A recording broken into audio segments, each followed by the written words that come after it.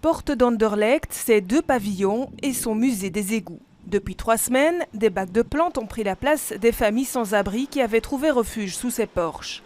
Et pour entretenir ces plantations, la ville a installé ce système d'arrosage qui laisse les habitants perplexes. Ça, c'était pour remettre les gens dehors, les gitans, tout ça. Parce qu'il y a un certain moment que c'était fort sale. Et après, ils ont mis un clôturage, ils ont mis des clôtures. Maintenant, soi-disant, ils ont mis des fleurs, des pots de fleurs, mais ce n'est pas vrai. Ça, c'est pour qu'il y a quelqu'un qui dormait ici. Ça, c'est pour ça. Ouais. Vous pensez pas que c'est plutôt pour arroser les plantes? Les plantes? Il faut d'abord savoir pourquoi on doit arroser.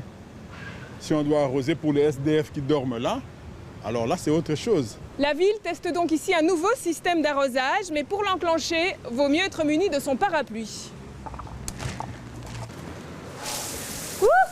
Ce qui étonne, c'est que le système s'enclenche via un détecteur de mouvement. Alors, cela fait beaucoup d'eau gaspillée. Les responsables du musée expliquent que l'arrosage automatique est en phase de test, mais réfutent toute volonté de chasser les sans-abri. Nous essayons d'améliorer l'aspect extérieur de cette entrée et de cette sortie de musée. Nous avons installé des bacs à fleurs et le springlage, donc l'eau qui dégouline, c'est pour évidemment arroser les bacs à fleurs. Il a été installé par les espaces verts et pas du tout dans une vision de chasser les familles sans abri.